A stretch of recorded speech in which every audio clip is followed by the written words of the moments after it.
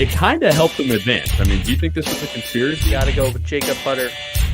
Gotta go No, lefty. we're talking about the players. That's tournament champion to the podcast. There he is, right there. Oh, he doesn't even know how to watch. Go to youtube.com and search Down Lane Podcast.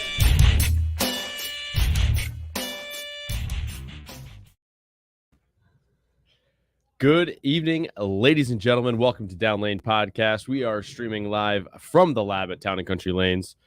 I'm your host, Kyle Haines, and with me is the assistant to the host, Anthony Scaccia. It's great to be here. Wow, do I sound terrible? Anthony's a little sick today. I'm not sick, okay? I feel completely fine. I just have a little throat thing going on, but I sound really cool like this. Yeah, I sound so much more manly. what's up, ladies How and y'all gentlemen? doing today? How you doing? Hey, What if my voice changes like this forever? I couldn't even make it 1 second of you talking like that. I'm sorry. Sorry. So on tonight, So on tonight's episode, we have Charlie Mitchell, the owner of Bayside Bowl. We're gonna, how'd you heard. do this? You didn't tell me. you know, Just kidding. it's You the told me. magic of Facebook Messenger or Instagram. I don't even You know. mean my Facebook No. Messenger? I think I Instagram messaged him this time. Oh, so you didn't yep. use my name this time? Yes, Just so everybody knows. I don't know. Have you told people we've that told people that you I use my Facebook? catfish. You catfish people, which is typical. Yeah. So don't forget to comment to us during the show, ask questions. We'll chat with Charlie and we'll chat with you guys if you guys want to ask some questions. But before we get into that, Anthony, how was your week this week? Well, I bowled terrible last night. We'll start off Wasn't with that that. bad. I shot 630. I didn't execute one gosh darn shot. Yeah, it was. On We were my a little bread and off butter. last night. On my Yeah. bread Oh and my butter. god, 35 feet no less. It's my bread and butter. And Yeah, and shot 630. Yeah. I just didn't execute, so I can't complain. You know, my pin carry was a little off, but that's probably because I wasn't doing what I wanted to do. So And you were using the purple score maker. the purple score maker, yeah. I don't know what happened. Well, I do know what happened. First few frames, my thumb didn't fit, getting everybody set up on the computer. Mm-hmm. I was a little late last night. And then after that, just didn't execute a shot. So, I mean, it is Yeah. what it is. I expected you to cycle through all of your purples, like, Oh, purple no, I bring- 1, purple 2, purple No. 3. So I have come to find out that, the longer you use a purple, it gets softer, they say. So I've got a really good purple score maker. Yeah. So I don't use that one when we're here because I got to wear in the other purple score makers. Right. All right. So that Wanna way I let can get them a yeah. little softer. So Nice, they nice, kinda- nice. Yeah. They balance out in the durometers. Excellent. Instead of one being 72 and one being 55, I got to get them closer to each other. Now, I got pretty lucky last night. I shot 660. Nick, he shot 650, right? I don't know. And then I Mark know- Taylor shot 670. He led. And then we had some good scores last night. The scores were lower, Yeah. but the guys who have a little more experience seem to kind of stay around their average, if not a little higher. I actually dropped. I didn't do the score yet. I'm freaking 235. Not anymore. No, I'm probably at 220 now on a sports shot, which is Yeah. good. No, but that's good. everybody seemed like the guys who had experience, like I said, bowled really well. And then the people trying to learn a little bit, still were trying to figure some stuff out here and there. And I told one guy, I was like, dude, you're not on the gutter. And he's like, what do you mean I'm not on the gutter? And I was like, you're not on the gutter. And he's A like, lot of "Well, the guys ball think never when hooked." they're at 10, they're on the gutter, and Yeah, you yeah, got to yeah. get 5 more right. He to was be definitely even close. frustrated. So Yeah. I completely understand. And I was like, dude, I know you think you're there. I said to him, I know you think you're on the gutter, but you're not even close. Right. Like, because I know that I think I'm on the gutter and I'm never on the gutter. So I know how it is. So I was like, dude, I'm just telling you, you got to get even farther right. And you got to Right. really trust it, especially on 35 feet. There should be a little bumper off the edge. And there was. Yes, there was. And that's the thing too, is depending on how the lanes are built, you've got even more hook off the gutter sometimes. If the lanes actually hook off the gutter, quote unquote.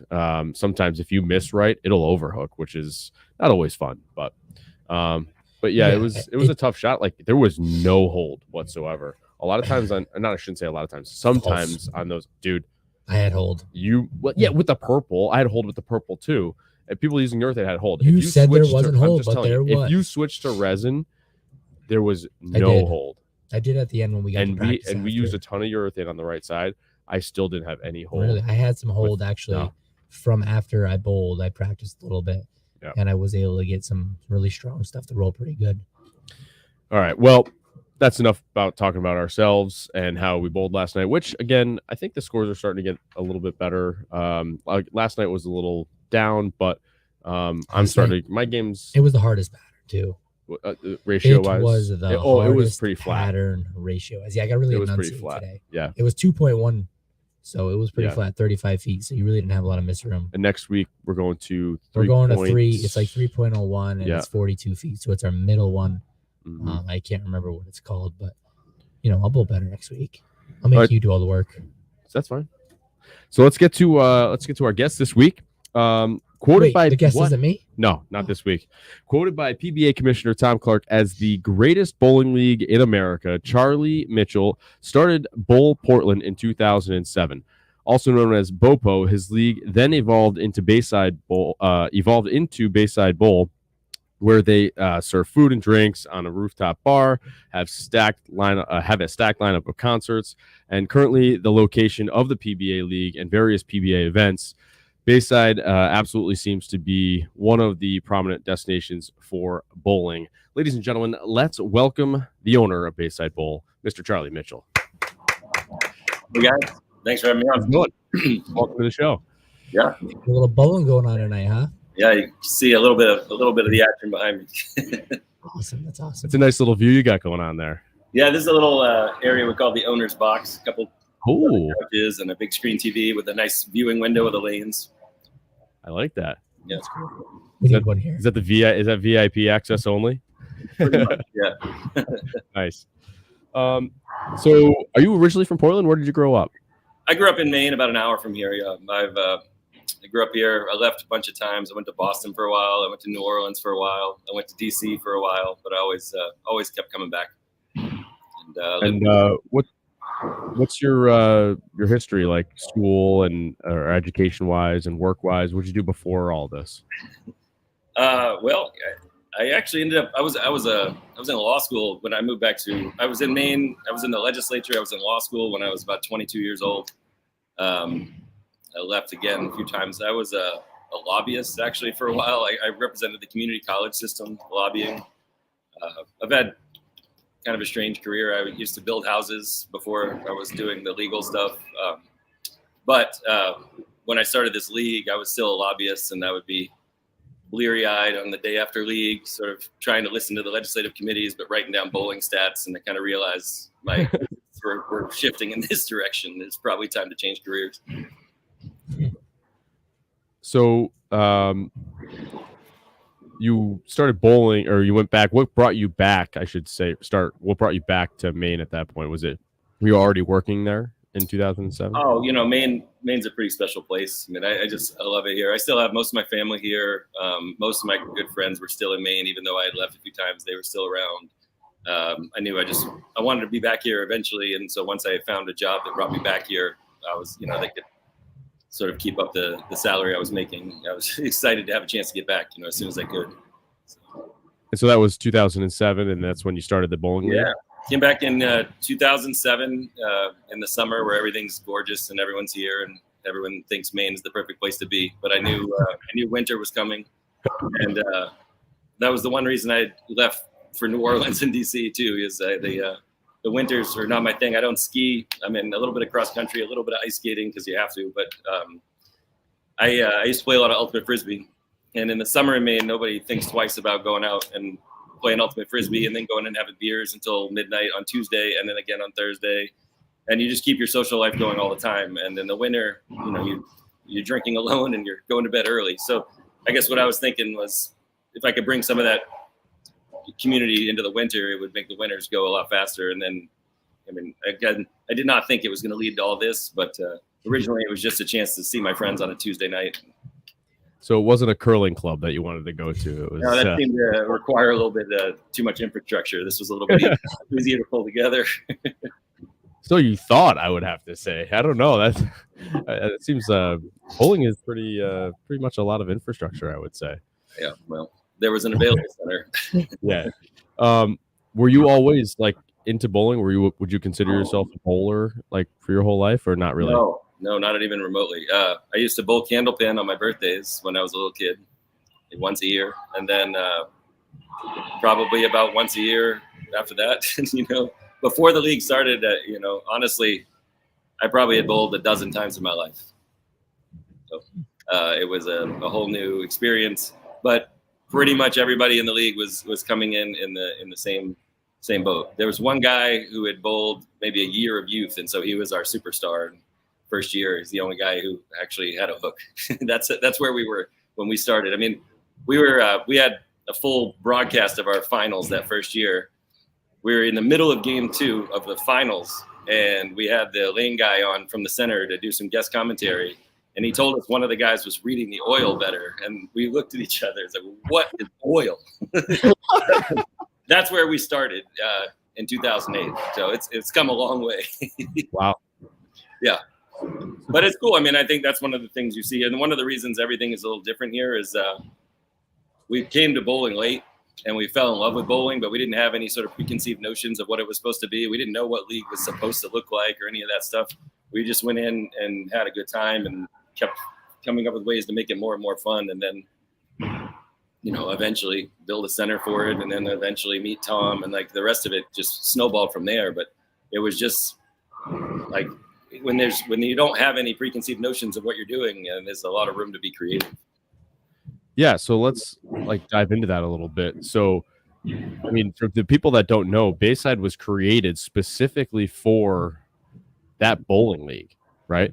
Yeah. The league. The first year we had 12 teams. They're all co-ed teams. Teams of about 6 or 7 players. The way we run it is a little weird, but then the next year we had 22, and I started to think about building it out. And by that winter, I had already sort of found a partner and found a place to build. And then we did one more year at the traditional center with 26 teams before we moved in.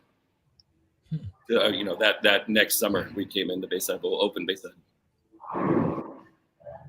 So I don't think, and I don't think anybody really kind of grasps the concept of having a bowling built specifically for a single league at the time. Yeah. Right. And obviously you must have open bowling and you do your concerts. Oh, yeah. I mean, right now, obviously everything has evolved from there. I just knew that was a big enough base to have a community to build around, and that would set the tone for the whole place. This weekend is a fantastic example of what we're doing now. Tonight we have Black Uhuru, which is a legendary Jamaican band. They won the first ever reggae Grammy in 1985. This weekend we have 2 weddings, a big wedding Friday, big wedding Saturday. Sunday I've got a scratch tournament. I mean, it's kind of everything now. We do a little bit of everything. And so let's dive into your league a little bit, sure. The Bowl Portland League. When we were talking to Tom, and correct him if he's wrong, because this is where we got our information from. Sure. And for people that are watching, we're talking about Tom Clark because we talked to him last week on the show. Yeah. And he informed us that Bowl Portland is one big league over multiple days. And almost like a softball league where you would maybe have different opponents on different days. And I could be wrong here. And then you guys exclusively bowl on PBA patterns. And you have mixed teams, and it's all scratch, no money involved. Is this all correct? For the most part. The way it works is the Bowl Portland itself is January to April. We have a Tuesday shift and a Thursday shift. There's usually an early and a late, and then we have some games. Sometimes there's games on Fridays and Sundays, just because we have so many teams. We're trying to fill it. Kind of limited it now to 50. I think I have 54 teams. A little bit of a wait list because I only have so many lanes. And then in the playoffs everything's mixed together. There's an A and a B both now, and Tuesday and Thursday. So we've tried to, because it's scratch. The competition level. I mean, the levels are. We all used to suck, frankly. And now I think the traditional bowlers, even when we opened this place, they were really resistant to come to Bayside Bowl. They thought that we were doing something bad to the sport by having fun. And what's happened now is all of the best bowlers regionally bowl here, but they've embraced the vibe of Bayside. So now you still have your 100 average bowler on Thursday B, but on Tuesday A, everybody's battling it out with the 200s and 300s here and there. So, I mean, it's a wide range. But then in the fall, what we do is we take about half of the league enters the draft league, and we just do it by draft. And so that way you get to play with players that you don't normally play with in the winter. So my draft team, I actually have 3 players from the B division, and just to get to know some more players and mix it all up. But yeah, there's no money. We play for the banners. You can't see them on this side; they're over on the other side. But a banner lives forever. You spend that money pretty quick. So yeah, you're not wrong. Yeah, you can spend that money fast. Wow, I sound terrible. No voice, Anthony. Today. Yeah, it's tough. Yeah, I've been trying to think like how this could ever be implemented. Like you said, all of the outsiders that The naysayers. right, the naysayers, the outsiders that eventually saw the light, if you will. But because you are bowling on Sport Shots PBA patterns, right? Yeah. And is that for all of the leagues? You have 2 other leagues there, right? We have lots of other leagues. Everybody, so we put down a pattern for the season basically. So even open bowlers are bowling right now on like Thailand 39 or whatever it is. I think something like that. Wow. I mean, we just put it down every day. So if you want to come practice on it, and you can. But open bowlers don't really care. They don't know the difference of what they're bowling on. And then we put down. I usually pretty much every 2 Sundays a month we have pretty competitive scratch tournaments with a lot of former PBA players coming up. And then we put down even more challenging shots for that, and we'll change it up in the winter. I mean, so typically if I do draft, it's a little longer, then Bopo will be shorter, or vice versa. But if you didn't have the base to start with, do you think like the original Bopo base? Do you think you would have been able to build that Sport Shot league and center that you have now? Like, because all I can think of is what is dealt with here in our area and probably most of the country, and the argument that we're having globally about bowling and how quote unquote easy it is, meaning the house shot or equipment, etc. And like, when we talk about wanting to have tough shots, and we have our Sport Shot league on Wednesdays, we have 16 players that show up. It's a drop-in, non-commitment league. Anybody can show up if they want. Yeah. It's 16 players, right? Yeah. Because nobody really wants that challenge. So, like, how are you drawing in people other than just the base that you originally had? Do you think it would have been possible? There's a couple of things here. I mean, no, I would never have been able to do this without that league, and I wouldn't even thought to do it. I mean, part of what happened is once we built our own center, and as I said, in year 1 we didn't know what oil was. Year 2, a couple guys could hook the ball. Year 3 we're getting better at buying equipment. But once we had our own center, I mean, the idea was, all right, we're all late in our regular lives, even though we're early in our bowling careers. If we're going to get any better at this, we might as well play hard stuff, because you can roll a 130 on a house shot or a hard shot. So if we're bowling on hard shots every day, we're going to get better faster and sort of close the gap with these other bowlers who are kind of giving us a hard time. That was a piece of it. There was a guy here, I do have to give a lot of credit to James Goulding, who was running a monthly scratch tournament at all the different centers in Maine. And he was one of the few people in that community who thought Bayside Bowl was doing something cool. And so he started bringing that tournament here. And so a few of us would start going to those tournaments, and I showed up with like one ball and a leather bag with a silver eagle on it, just like show, we were trying to like connect, but, with a little base. And then that little tournament he had was starting at like 30 or 40, but then it was growing to 50 or 60. And I mean, to his point, now I throw once a month, I have a $1,000 first place sports shot tournament. And those, we have 64 max players, and that's usually, we're on a wait list usually within an hour and a half. And then James does another one another day of a different Sunday of the month. He's the same boat. He's a wait list within an hour and a half. I mean, and here I think that's just become the norm. I mean, people like to play on it.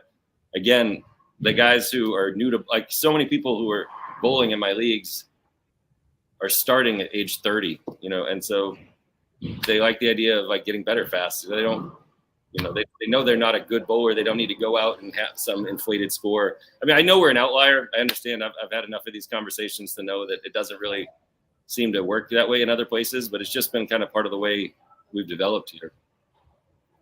How many centers are in the area? That would be so. Like what I would say is the problem around here would be like, let's say Town and Country Lanes, which is where we are here, said we're going to the Bayside method and everything from now on is a sports shot. Well, there's 10 other houses within 25 minutes that everybody can then disappear to, which is, in my opinion, mentally sad, you know, that these guys would just say, I'd rather bowl on easy stuff. But what's it like in Portland? You know, is it easy for them to just drive off somewhere else, or do they have limited choices? Or is it like Bayside or like one other place? I think there's 4 others in Portland now. A lot of them opened after we opened. There's one traditional center where we started, but they removed a lot of their league play and league lanes for laser tag. And their league, that was the biggest league in the Portland area, and it's really shrunk quite a bit. There is a pretty competitive league and about 45 minutes away in Lewiston at another house, and most of those guys also drive the 45 minutes to bowl here. You know, people are coming from there. There are other centers. There's probably 4 other traditional centers within an hour. One that's real close, but it doesn't really feel that way. I mean, once people have bowled here, you're not shopping around. I mean, this is a unique experience. There's a community here. There's like a really high-end restaurant here. I mean, there's great music here. It's a very different experience than a traditional center. Even though we're doing traditional league things in kind of an advanced way. It's not just you're showing up for bowling. You're feeling this experience. Yeah, I mean, it's your once a week party. I mean, it's a pretty incredible scene. I look forward to Tuesday all week. You know. Do you guys cap your teams at all? We tried that. We created an average cap in Bowl Portland, and it goes up. So we have in a typical Bowl Portland team has 6 players, and you have to have at least 2 women who become playoff eligible and at least 4 men who become playoff eligible. And then each night you're bowling a 3-game match. So if everybody shows up, pretty much everybody gets 2 games. That's kind of the way it works. I don't even know where I was going with that. Sorry. That's okay. My voice caught you out. You know, kind of messed you up. No, but it's the average cap. Yeah. So we take your highest legal lineup, which would, you know, your top 3 guys and 1 girl, or if your girls have higher averages, and then each year it's 10 pens above that for your legal average. But at this point, the Tuesday A division is pretty loaded. The teams, but they're all competitive with each other, so that's all that really matters. As long as you're having close matches. And the way our scoring works is a little different too than any other scoring, because you're not lined up across. You finish your game, and then whoever finished first is matched up against whoever finished first on the other side. So your anchor bowler could switch 3 points in one shot at the end of the game. You know, everything moves around. And also, if you have somebody who just has a disaster of a game, as long as they did 2, they're still in the running and can make a difference. You don't have to be lined up across. You know? Yeah, that's super interesting. And then you have a totally clean slate. So there's 5 points available in game 1. You line up the 4 and then 1 for overall, and then it's just wipe the slate clean. And there's 5 more in game 2, 5 more in game 3. So you can win the game in 2, but then you just play out the string anyway, just for fun. But yeah, that's really interesting, and it gives everybody a shot too. You know what I mean? Yeah. So that's why I guess what a lot of other centers don't do is like it's one game or you're head to head, so you're stuck with like that lineup and that for the whole time. But in your format, you know, Kyle can bowl really bad, which is typical for him, and then he'll go to the top even though he's bowling the bottom. Yeah, it kind of gives everybody a chance no matter what, because it just wipes this, like you said, the slate clean and then restart over. Now I could bowl the best and be put on the bottom against the best scorer. So that's a really interesting way to look at it. I'm kind of shocked. Yeah. I never would have thought of that. You know what I mean? Yeah. Like you said, not a lot of background and yeah, we didn't know any better.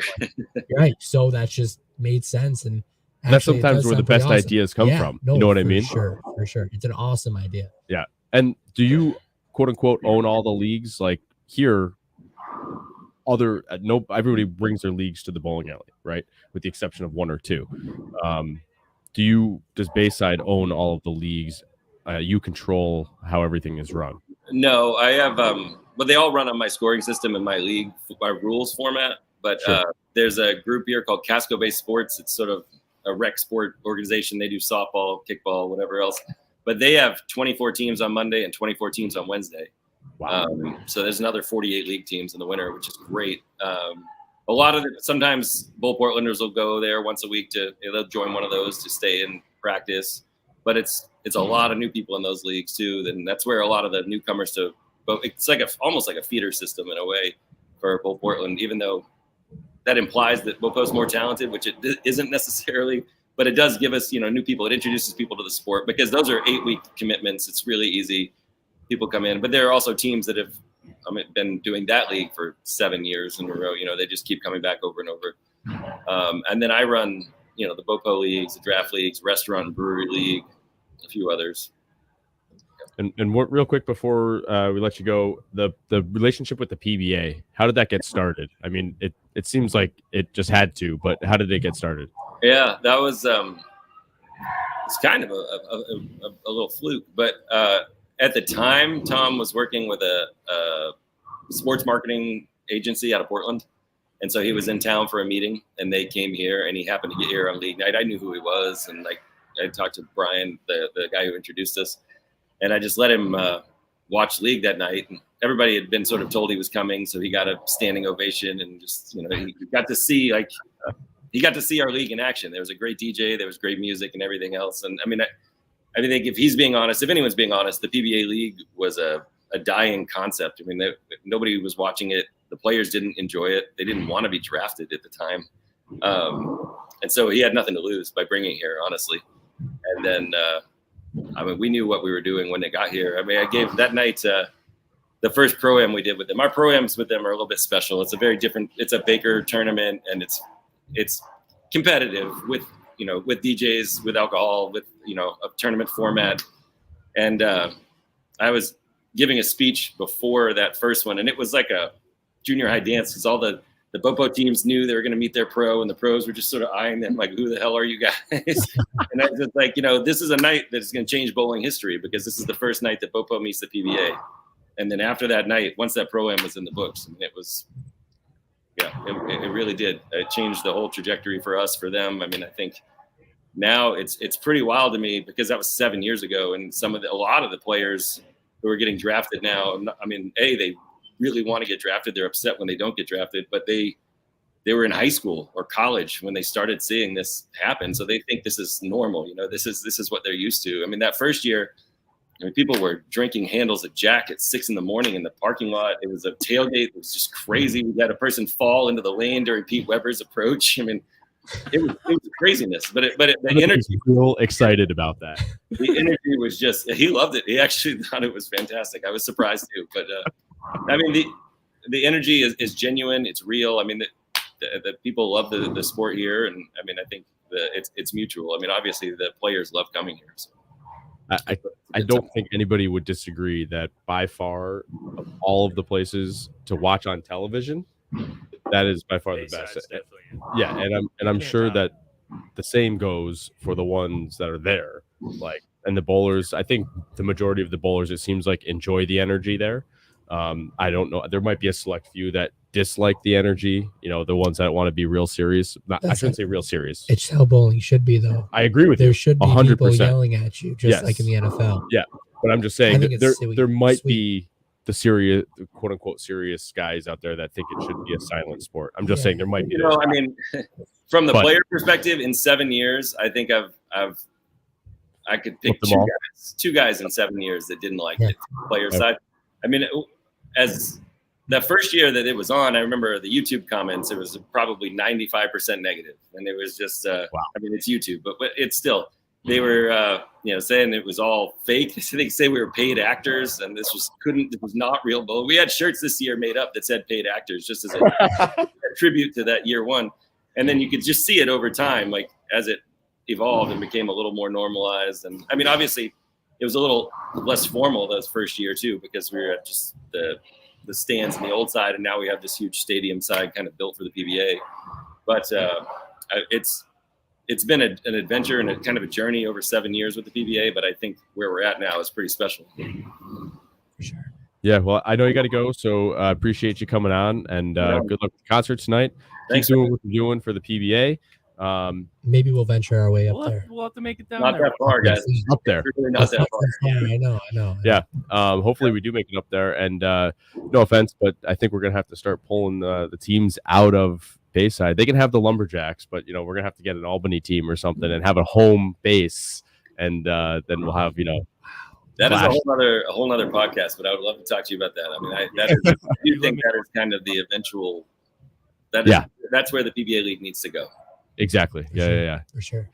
All right. Well, thank you so much. Really appreciate it, Charlie. Appreciate Good it. luck, Thank you. and thank you so much for doing what you're doing, and thank you for coming on the show. Thanks, guys. See ya. Have a great night. Enjoy the night. Wow. Now it's my turn to try and talk. What do you got to say? You sure you want to do that? It's not that bad. Once I get going, I'll be all right. I'm just waiting for the yell with the slap out tonight from a corner pin. My voice would crack very well. I think Yeah. it did yesterday Nice. when I was trying to say something loud. I told you a million times. Drink a cup of tea with some honey. You would have been fine. You said that like 20 minutes before the show. Where am I going? Yeah, that would have been perfect. That would have been. I don't know. You ain't got honey here? No. Well, before we move on, guys, don't forget we to gotta like, finish it. subscribe, click the bell to get alerts All right. from the channel, share with your friends, and please give us some love and check out the Etsy shop. And you can always download everything on the podcast channel, YouTube channel, all that good stuff.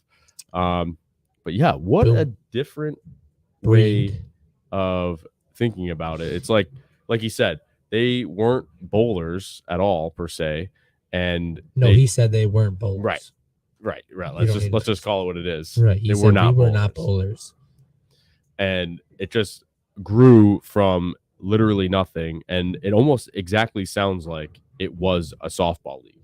You know what I mean? Like It was You've a bunch got of his 6 friends, players. Yeah, big community. Yeah. Yeah, it pretty much sounds like a softball beer league. Yeah. It kind of came from that and evolved into a or sweet format. maybe in his view is Frisbee golf. yeah, or whatever it was. Or No, Ultimate Frisbee. Ultimate excuse Frisbee. me. Yeah. They're very popular. Ultimate Frisbee, there's a lot of running. So good for that guy. Good for Charlie. It's a lot of running. But yeah, I mean, thinking of a whole different way of scoring. I mean, they didn't even just think of a different way of scoring. They just thought like, oh, this is how we need to point score. System is Their scoring I mean- system is super good because It's it gives basically everybody a chance no matter how bad you I don't know bowl. what he was saying about the first person finished, but was he basically saying that low the goes highest- against low, highest- high the goes against two high? highest on the team are their scores get put together. Whoever has the higher score gets the point. Right. So So it's highest like high bowler, bowler second versus- highest bowler yeah. on each Right. team. So even and if you bowl cross. last, you could be facing if you their bowl, lowest score. If you say bowled you your throw lowest a score, 270 and you're the highest on your team, you're the bottom guy. well, I don't know if you consider it top or bottom. I think it would just be Well, high you're the versus high, highest- low versus You're the low. highest Yeah. bowler Yeah. on the team. Yeah. Yeah, it makes it super interesting, and it actually gives everybody a chance no matter what every game, right? Because if I bowl bad, which is, if I'm bowling with Kyle, it's never going to happen. He'll always finish below me. What happened last night? Oh, yeah, he beat me. That's right. But, Last if night wasn't sanctioned. that's right. What happened last week and the week before that? Anyway, go on. Continue your. Thursday. Yeah. Anyways, your low guy always faces the low guy. So it gives everybody a chance every time. I mean, I think it's an awesome way to look at it. And because he's not a bowler, maybe, that's what made sense to them. And then they Right. put it into play. And now, like you said, a bunch of people like the format. A bunch of people can play it. They have 2 different divisions. I mean, that's the way to go. Well, Really. I think it also brings the competitive side of it to yourself instead of looking like, hey, I got to beat that guy. It's, Right. I have to beat myself. Right. I have to bowl the best I can.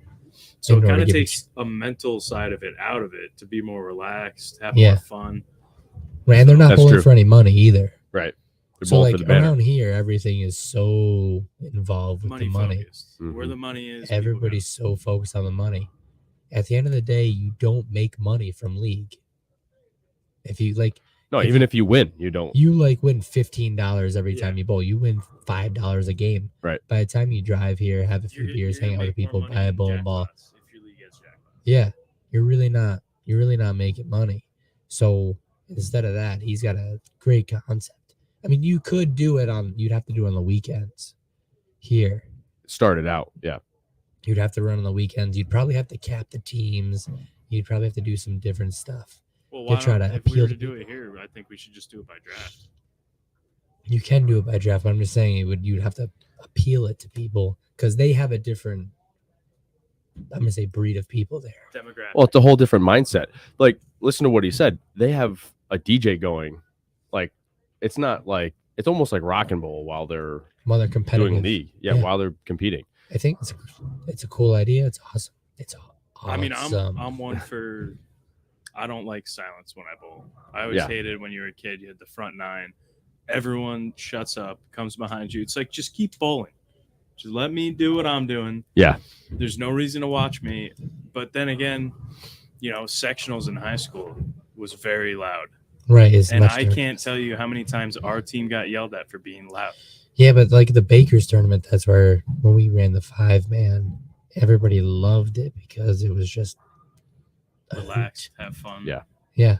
And everybody's yelling for each other, and then they're like, well, go give me a beer. And then it's kind of, everybody has a good time and they're rooting for their teammates. So it's a much different atmosphere because it's one game versus Kyle has a game. I have a game. Austin has a game. So that's kind of where it comes from, I think. Yeah. I think it always comes down to fun, right? Like, the more that we can promise, quote unquote, Fun. somebody has a fun time, a good time, the more they're going to want to come back, which is why the whole concept of I need the bowlers to have fun, talking about scores out there, is why I think that's a bunch of BS. You know what I mean? Like, I guess so, but I can understand where guys come, they work all day and they're not looking for. but that's what I'm talking about. Anything So like crazy. he's talking about they're bowling on real stuff. Like, what did he say? That was 39 feet. Yeah, but Seoul, Yeah, but it seems what like was it? Thailand, Seoul, 39 Seoul. feet. I think it's called Seoul. And that's a 2-1. Yeah, Maybe that's a World Federation 2.5 or something. Yeah, that's like a serious pattern. But Yeah. Yeah. you got to remember, as he said when he first started, they knew nothing about it, so they didn't know what hard was. Oh, I get it, but what I mean is, like, for the guys that are better or do understand what's a good score is, quote unquote. My point is, when they're there and you've got a DJ playing and the beers are flowing, because that's really what he promotes. He promotes Fun. a fun time, regardless of what your score is, right? So, like, the guys might shoot 130, but they still might have beat their guy. Well, that's You know what I mean? That's also the money making side of it. I get it, but here's my point. So they got a 50-person league, and the other league's got a 40 or 50 team 50 league. team. Excuse me, Teams, 50 2 days. team league, 54 team, Yeah. and then the other team or other league is 48 teams, 2 days. and they all have the same scoring format, or not scoring format, point Pattern. format, and they all bowl in the same patterns. So my point is, they're all still having fun, and I think that it's a combination of what's happening in the bowling center, the fun atmosphere, and the point system. Because if you shoot that 150 or that 170 and you're all pissed off, the guy that you're bowling against that was Their a 230 lowest player. bowler suddenly became a 168 bowler, and you just beat him. I mean, it depends, because you flip flop, so it doesn't matter what you really shoot as long as you beat I the think lowest guy. I think a huge thing that makes those leagues in that house successful is demographic in that area. Well, and again, I think I tried to touch on a little bit is finding out how many bowling alleys they have in the area. So he said 4, Seems like there's one of quite a which is few. only an open bowling place, like you mentioned. So they have 4 places that the people can run to if they don't like bowling on hard stuff. But it does seem like scratch bowling is really big there. They've got waiting lists, they said, for Yeah. scratch tournaments. Well, I think every league should be scratch. I know you have to have- I mean, Yeah, it is leagues. there. At I know you. Bayside, it's all scratch. Generally, most places you have to have a handicap league to get some more bowlers in. But I think you would have like Kyle talked before about having like divisions for skill level. You know what I mean? So like you have division A, B, C. C is the highest, or A is the lowest, whatever it is. And then you match people according to skill level into that league. You know, of course, you're going to have the fringe players, but they got to go somewhere. So you probably have to do that. And I think that's kind of what he means by division A and B, right? Yeah. Yes. He's It's like got what we two- do in the club. Yep. Yeah, there's 2 divisions, so everybody can compete, which makes a lot of sense. I think, you know, the problem is bowling's been around for 100 years. and his Well, I center's, mean, sanctioned bowling. his center's yeah. been around for Since 07. 2010. Yeah, we'll say 10 years now. So 10 years, and it was built for those guys who Right. didn't know. Bowling as a whole, like bowling as a normal hole, where things don't get built that way. Like Boulevard or here, you know, they are built on bowling. Traditional. So we've been here for 40 years, so the customer base is built up a certain way. His customer base is a little different, so he can do. You some guys other have been stuff. here for 40 Well, he years. This formed- place has been here He for form 70 fitted years. Right. that place. Right. But that's what I'm saying. Like, he built it for those guys so he can kind of do whatever. And that's Right. what it is. Like, our guys are built for what we have put out for the past 40 years or tried to. And so that's how it's built. I mean, you can't stop handicap from this area because all the bowling centers are older and they already have their leagues that are lined up. Well, you'd For have years. you'd have to Right. give up years of You'd have to go profit. backwards before he goes forward. Yes. But you might never go might not go ever go forward forward. with the area we're in. I don't think we wouldn't, because like he said, he's pulling in people from like his feeder league, the Mhm. 8-week one. I do see the younger people bowling, but the difference is when they come practice, it's on a house shot. When his guys come practice, it's on the Nationals pattern. Right. So it's a completely different thing.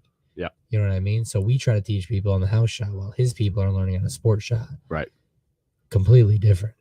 Imagine the Oh, yeah, we don't need our headphones no. anymore.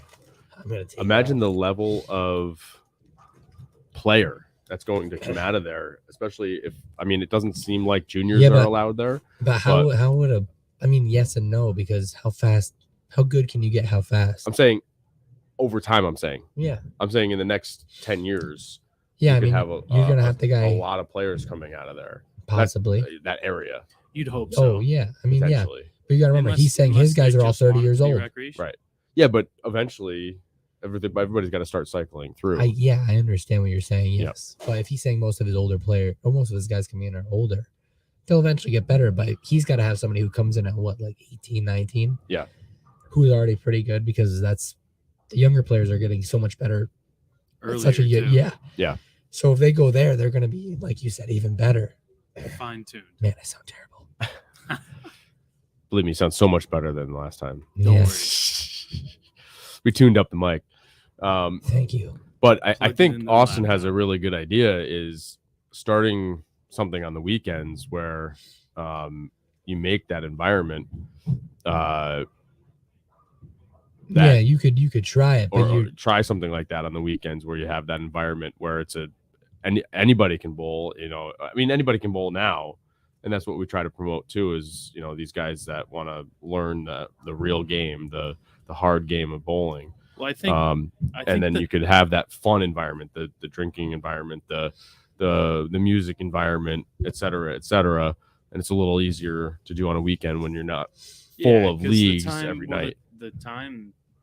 The open time slots are difficult because a lot of people, they go to work and then they'll eat dinner, you know, do whatever they got to do with the family. 9 o'clock rolls around when a lot of the open lanes are, and nobody wants to come bowl for 2.5 hours.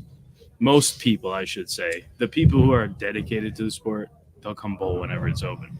Yeah. But most people, they hear 9 o'clock start time and they're like, I'm not going to be in bed till 12. I got to go to work in the morning. No, I think that like 6 or 7 o'clock time would be absolutely the number. Like that's. But then you have to have people commit to you have to go earlier. taking a weekend night. Yeah. I mean, You if could it probably was do me, 4 I'd o'clock. start at 4 o'clock in the afternoon. They have dinner here while they're bowling. Yeah. And then, Or you they know, don't, when they Or they hang don't. out, or they just leave and go whatever. But like Yeah. you know, you're but saying, that gives like you're trying to open say, you're time trying to make it a night out. Right. Exactly. Yeah. Make it more like a so to say beer league. Yeah, but like Anthony just said, it's 6 o'clock it is the is it is the night out on the weekend. It's not just I got a bowl league tonight. It's I'm going to the bowling alley tonight. You know what I mean? Like we're going to have fun. I didn't get to ask him. I'm curious how long his league nights run. Like how long is everyone there? Like Yeah. is it 2 hours? How long to are get they through hanging out everything? there Is it for? 3 hours to get through everything. Or like how long are they actually staying there Yeah, for? You know what I mean? It Like sounds like they stay there for a while. The way he was talking about they it. were tailgating for the PP. I believe that. I mean, you I'm see sure. them. in You the see them when morning. they're on Could TV. you just imagine like Are we They're watching nuts. NFL football? like Belmonte or Billy O walking in like what is What's going on? Like going this is on not here? normal. Yeah. Or like Dick Nah, Allen. Billy He I mean, O probably- now they're used to it, but Dick yeah. Allen joins in. Yeah. He's Let's do Let's it. go. Shot Let's at go party. 6:30, I'm in. But He's got to twist it. yeah, he's got to twist it before he bowls. But yeah, I think it's a completely different idea. I think that like if you had to restart, it would kind of be the way to go in terms of league play because it seems like a blast and a good time with just a bunch of people, and then your competitive guys can get their competitiveness. Or your Right. better players can still bowl and kind of get something out of it. So, But just because everybody's already established. I always hate to say like the lower players or whatever, everybody's getting practice in. Everyone's getting practice in. Everyone's learning how to be better. So the people that have a lot to learn, we'll call it that, can learn a lot. And the people that are fine tuning Can work on that. can still work on that I too. think what I really like about it is you don't feel bad about bowling bad in that league, in that format. It seems Right, like yeah. oh, I bowled bad, whatever. But then it's not like all right, next game on to the next one. Right. I kind of like it's more like a regular sport night. Like if you imagine softball and you go 0 for 3, yeah, I played bad, but Jimmy went 4 for 4. It's not like your score directly correlates with the team score. Yep. So you can still like have a bad night, but not necessarily hurt the team as much. So like you said, makes it a little easier on the person. They don't have to worry about it as much. The pressure's off. Well, I think that's how he gets away and still brings people in, even though it's sports shot constantly. And there's no handicap. The handicap is a lot of times the killer. Everybody hates losing to handicap. And I hate losing by single digits to handicap. I Well, don't mind losing to handicap. I'm just saying, But when it's in those single digits, people hate losing to handicap. Yeah. And so Doesn't matter to me. I'm just saying, you may not care. People hate losing to handicap. So if Well, you then can don't eliminate handicap that, that's what I'm saying. It's all scratch. So if people, That's where we differ in a sense because you can handicap every league I bowl in, doesn't bother me. But if we're gonna handicap the league, there's no need for a house shot anymore. that's what we're talking about. No house shot. It doesn't have to be so easy, but because at the end of the day, you're not here to bowl 300 with the handicap. You're there to beat the guy you're bowling against. Right. So with your handicap. With your The handicap. is there to help you. right, exactly, to even things out. But for me, I see the both ways where house shot's okay, See, sports shot's okay, but house shot you don't need handicap and house shot. I It gets- like that. You don't need idea, both. 'cause if you were to use a sport shot in your handicap leagues, you'd kind of get rid of the sandbaggers. Yeah, It would be a lot well, I harder don't to know. sandbag. I should No, say. I don't think so. I think it'd be easier. It's a 'Cause you lot can say, easier. "Oh, I'm There's bowling way really less bad." miss room. Yeah, Yeah. you don't really have to. Well, Yeah, you're but right. I then- mean, but but then if you're you gonna have to if you're throw gonna the ball yeah good the next week. yeah you're gonna have the ball good the next week. But if you're a lot of there's less margin for error. Hey, no yeah, matter That you're is right. true. You're right. They do eventually have to throw one. They good. eventually have to start rolling good. So yeah, I'm gonna have a 3 weeks in a row where Yeah. I don't bowl good. They come in the 4th week, can't hit the pocket. Yeah, Yeah. I don't Yeah, see yeah. a problem with. I think there's room for everything in bowling. I've changed my tune, Kyle. Well, I think a lot of I think people everybody. Is this happening right now? I think Well, people no, I think they deserve more than they do. Well, yeah, well, they've been given it, so Yeah. Regardless of what your level is, your playing level, I can see where the house shot comes into play for people. I can see where a sport shot or a challenge shot comes into play for people as well. So I guess our topic today was league bowling and how to handle it, right? I mean, yeah. I just want to know how they got started, how it became so gosh darn popular, and why it's not something that isn't so popular, other than because it's not tradition. I think you got But- your answer in specifically building a bowling alley around a league. Well, Yeah. yeah, but it's I don't also think that fun. would That's the happen only without that. reason that worked. You're right. It would not have happened without it, but it's also fun, and it's also Right. a part of the scoring 100%. point system. The point system attracts everybody of all Yeah. averages. So yeah, I see what you're saying. But I think there's room for everything in the game. But I still disagree with you I- about the house shot. I mean, What about me? Back to A house shot's garbage. You don't need it, and yeah, you but can if still were have to fun. if you without were a to get house rid of shot. it, is this bowling Yeah. alley staying here? you can still have fun. Only if everyone has to comply to the same standards. Well, before we go on and we talk about that, well, whose problem is that? USBCs. 100%, because they don't back anybody. So now there's no rules. I know. So as you know, We are switching gears. so Hang on, let me shift the gear. well, I'm just saying. So you're talking about league bowling, and league bowling. I is, agree. Yeah, I The know. issue with league bowling is that there is no USBC governing the leagues in a sense. So the centers can do whatever to make scores astronomical. Right. And if one center can't do that, then it's Nobody like, well, how goes. come I can strike over here, but when I come here, I don't strike? And it's Right. like, dude, I don't know. I can't It's control like- what happens at the other place. It's Well, I so, think a lot of that has to do with people just because the house shot's on the easier side. well, of course They it think is. if I can get to the pocket, You should you should strike. strike. Right. like how many people in your daily life of watching them bowl leave a flat 10 and go, how did that not strike? Right. Well, the answer's right in front of you. Yeah. They just Well, don't watch the pins. I mean, the ball. I- hit the pins. yeah, actually, you know who wanted to talk to me about this a little bit? Stephanie. No. Damn When I was at the seminar, I don't know. I was When I just was- throwing a dart at the wall. when I was at the seminar with Bill O'Neill, Oh. his friend is Mike, right? Did you know you crossed Mike who? with Bill O'Neill? I did. So nobody else in the world exists. Just Bill O'Neill. No, Mike. No, because I've seen Bill, like Who are we talking about? Mike who? the guy Mike from the other podcast. Mike. Oh, Big Mike. Yeah. Oh, yeah. So he had his article up or whatever, right? Yeah. So Big Mike from Sweep the Rack. yeah, so me and Bill, I asked him what he thought about it because, well, no, it didn't. It came up somehow. I don't remember. And he's like, Bill was like, well, and I kind of agree with him. This bowling is not a sport like any other sport. It's just completely different.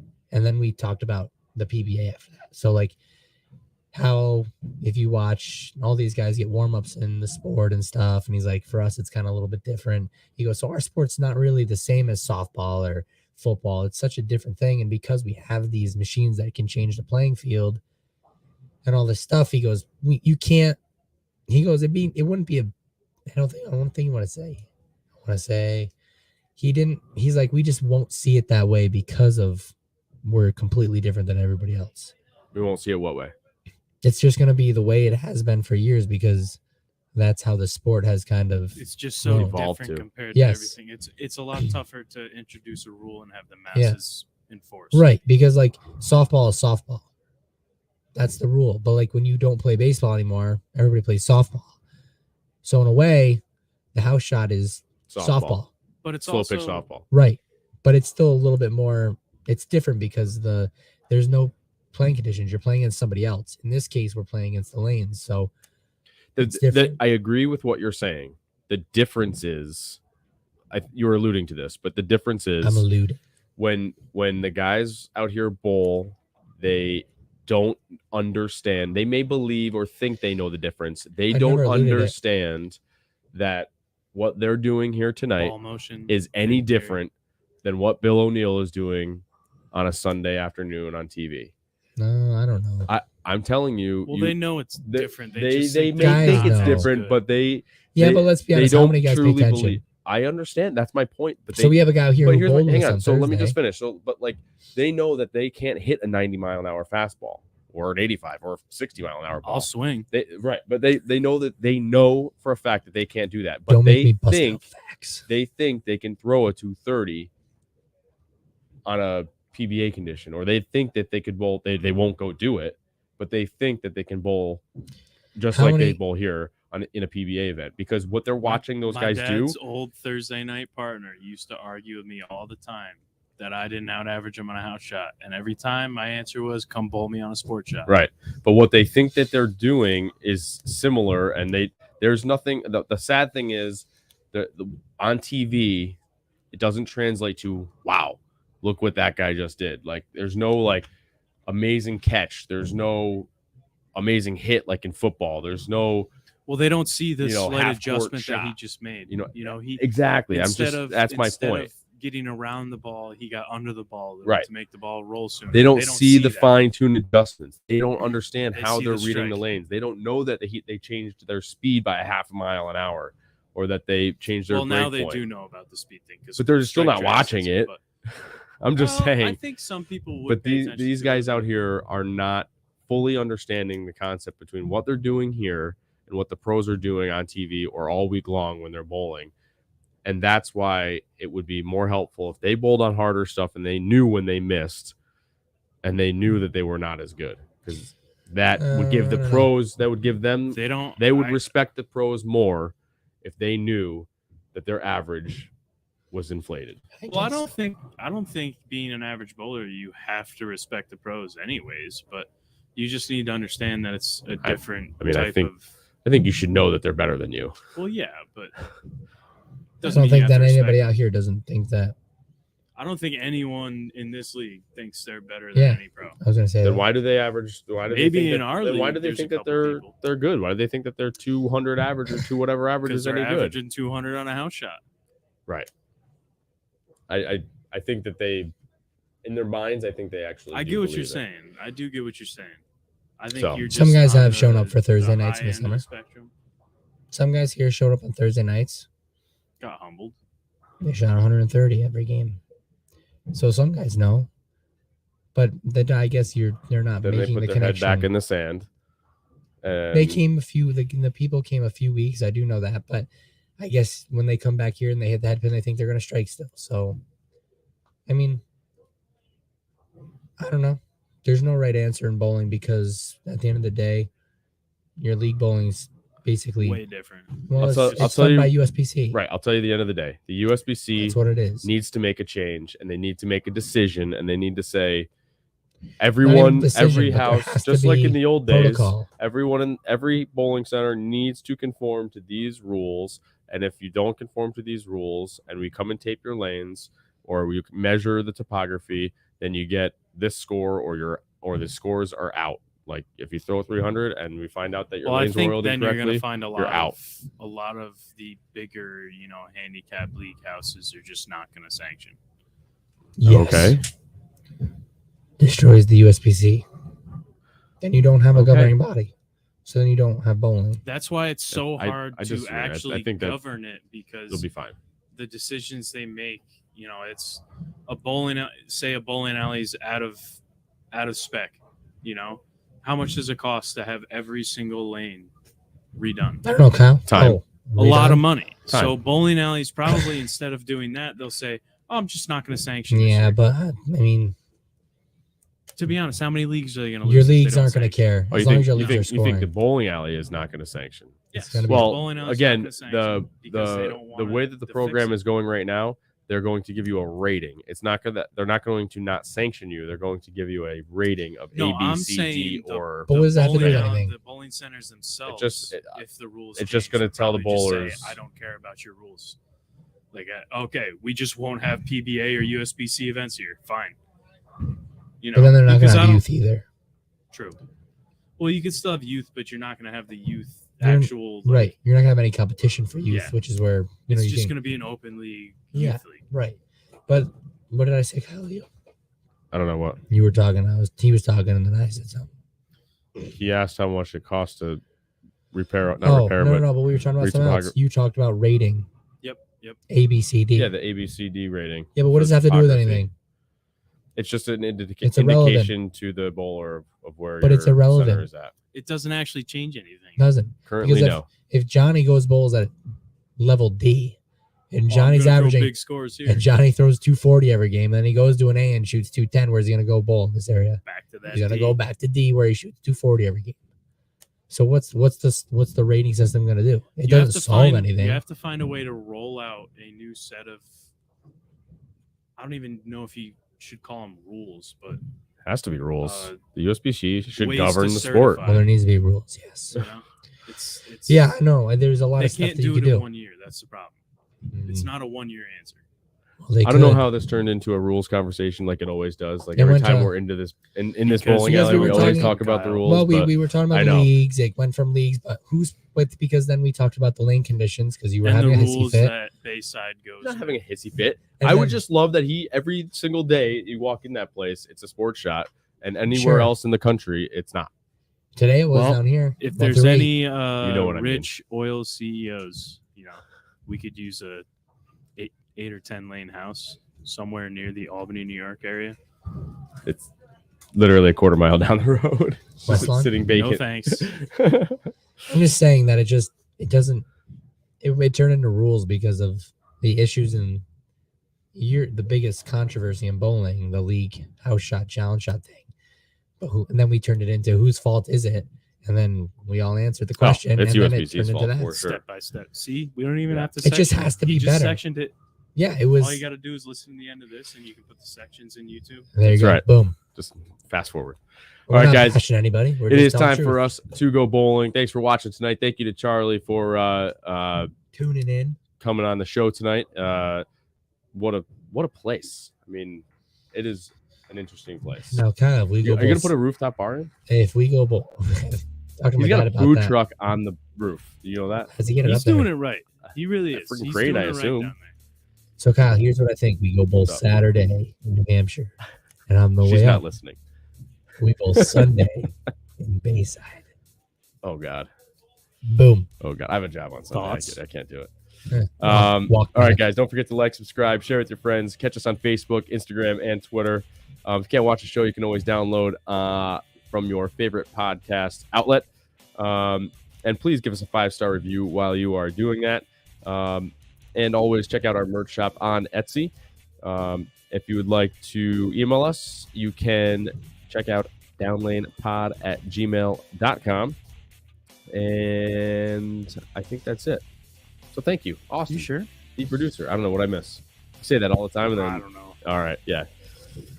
Thank you, Austin, the producer. Jack Scaccia, proprietor of Town and Country Lanes. Anthony, another good show. Can you hear me? Can you hear me now? Mic check. What? Thanks for turning my mic up tonight. Thank you to my family, Stephanie, Zach, and Ethan. Hey, Jam Brad, I should have whispered all night. We'll see you guys next week. This is Down Lane Podcast.